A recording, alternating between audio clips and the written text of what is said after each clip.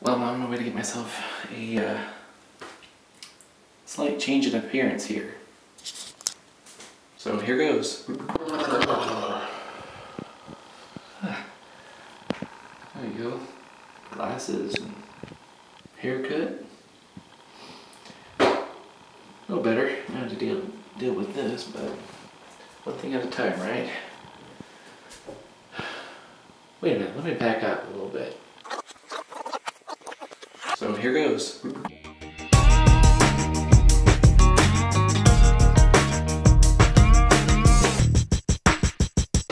I need a belt so that my pants don't fall down. Don't want my pants to fall down. Hey. I found my belt, Toby. The other good use of a belt. Yay! I only have a few more weeks left here. Maybe a month at the most. I still don't have a home yet, but end of next week I'll get a paycheck, and then I'll have enough money with that paycheck choose where I'm gonna go. It's so bad. I'm on my way to get new glasses to deal with this. It's horrible because I kind of had to shave off the stuff that was making it even ugly, but now it's just dark in the middle and not around the edges. Ta-da! What do you think? I think I need a haircut.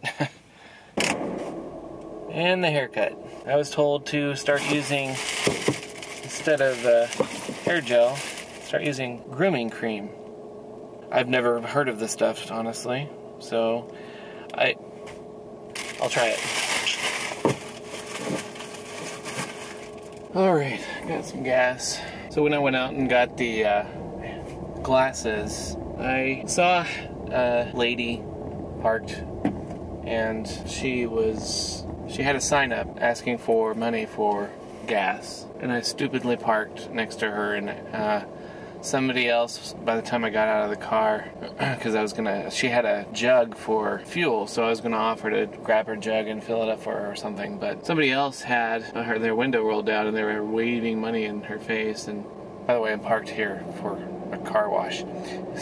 Anyway, she was obviously just begging. It's not legit, and I felt stupid. I don't understand why people do that. She yelled to the people who were waving money in their face that she was trying to get to El Paso, which would explain why she was still sitting there even after taking money. Yeah, sure, we'll cover your whole expense for the whole trip to your trip to El Paso. If it wasn't so rare, that would be ridiculous. Here in Scottsdale, that's a bit rare. We don't have a lot of beggars here. We have just a lot of snooty, well-off people living in nice homes. Not a lot of people on the street. In fact, I seldom see people on the street, especially in this part of town. So that was actually surprising and tends to catch me off guard. I'm in North Scottsdale and I'm looking to move, and I don't know where to. Where should I move? I work in Scottsdale, right smack in the center of Scottsdale, maybe it's slightly north, and I don't want to be far from where I work. North Scottsdale is considered, it's called names like the Beverly Hills of the desert. People are snooty, yes, but it's nice. And I found that places that are less nice aren't less nice because of the looks of the place, so much as, this is what bothers me, is that it's less nice because the people are, I don't know how to call them, they're common folk, and to see them in those terms is probably healthier for me than to say they're ugly folk. And I'm so used to Scottsdale, even though I'm one of the uglier ones. But no, these common folks are people who are on the low end of the poverty line, and they're not that bad off. They don't live in tents, they just live humbly. And when I say the low end of the poverty line, I mean they're above it, but they're closer to it than I am. I don't want to live in those areas. On the other hand, it would be good for me, at least for my character, even though it wouldn't be comfortable. I think it would be good for my character as a Christian who should see people in the eyes of God. These are people that I should be compassionate for, if not at least not be snooty around. I should understand them and not judge them. And I should also not be naive around them as well. Sometimes I give them too much trust, like getting out of my car to help a lady with her fuel. So what else is on my mind? What's on my mind? I would say the biggest thing that's on my mind these days, my faith and my family, my walk with God is a lukewarm one, and I am very much not motivated by my desire to please God. I am motivated by my desire to please myself and hoping that God will have enough grace for me. And that's not a healthy way to go about Christianity, because to profess Christ, to say that Jesus is God and He lives and I am a follower of Him and He has claimed my life, I'm His slave, as the Bible puts it. To say these things and to not seek to please my master is, frankly, living a lie. I'm not saying that I'm backslidden, but I am saying that this is definitely not lining up. And I want to be real. I believe that God has His hand on my life. I don't know how patient He's going to keep being with me, not living my life 100% for Him. And it's not my intention to keep testing Him. My frustration is the absence of people in my life to help me keep in check, and it's no fun to take a fresh start, to find such people from scratch when I'm already out of energy after work and I just want to go home and watch YouTube videos instead of read my Bible. I have so much dust on my Bible from not reading it, it's disgusting. I am here at the car wash. Yeah. Okay. For what it's worth, my talents are usable for good things, even if they're also usable for selfish things. And they're worthless by themselves in the eyes of God, other than for my own entertainment.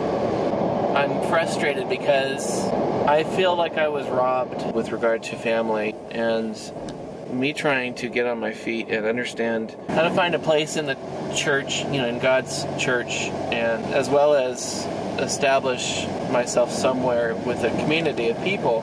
That was impossible because my parents were always moving when I was a kid, and they were moving after I graduated high school and moved on.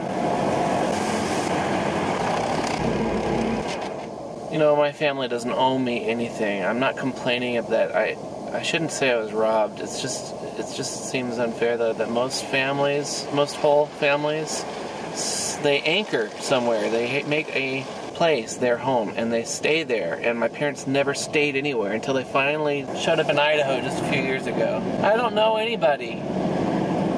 People don't trust me because I don't trust people. So here's the other thing is, most people have very broken families. I did not have a very broken family. What I had was a family that was very much not broken, and at the same time, there's nothing here to fix other than the constant moving. And it's like I couldn't develop real friendships, and so it's like I'm supposed to just do the right, live like I have it all made, right? Pressure's on me now. Why am I still here stuck in Scottsdale with nobody around me that I know?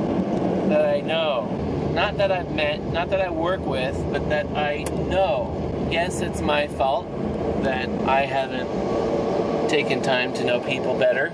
Yes, it's my fault that I haven't learned the skill of showing people that I appreciate them.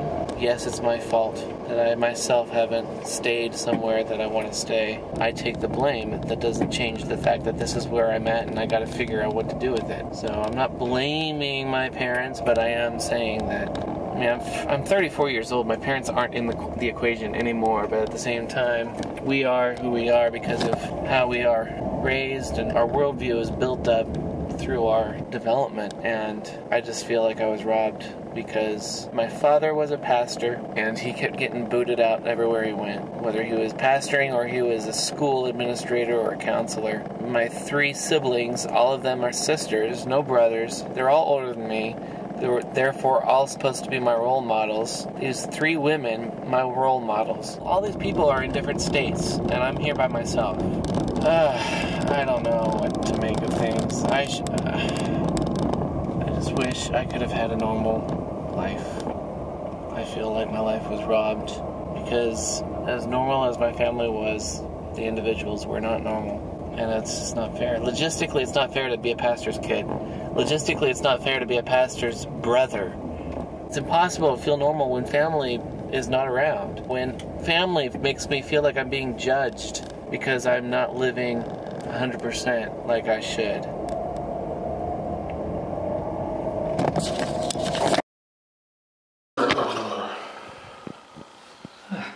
Anyway.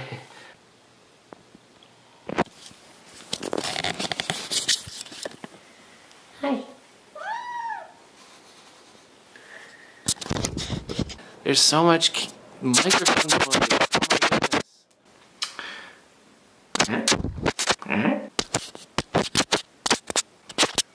So if I were to do this, look what happens.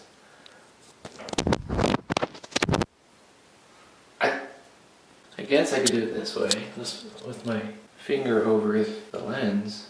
Obviously I'm supposed to do it this way, right? But that's forces me to use my left hand. But with my right hand, I have to be careful to hold my finger like that. Oh, the fun of the hassles of learning how to do such a obnoxiously simple thing. I'm following my cat. Following my cat. I'm stalking my cat. Where are you going? Wanna go outside? Go outside? Go outside? Yay! They're not outside cats. They never go outside. They don't know what to do out there. So they're like, what am I doing out here?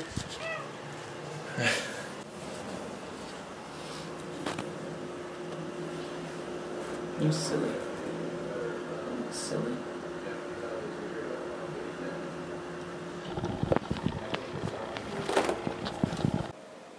Well, I've made a decision I've been avoiding for a long time. I didn't want to do this, but I just don't see what choice I have. I have to let her go.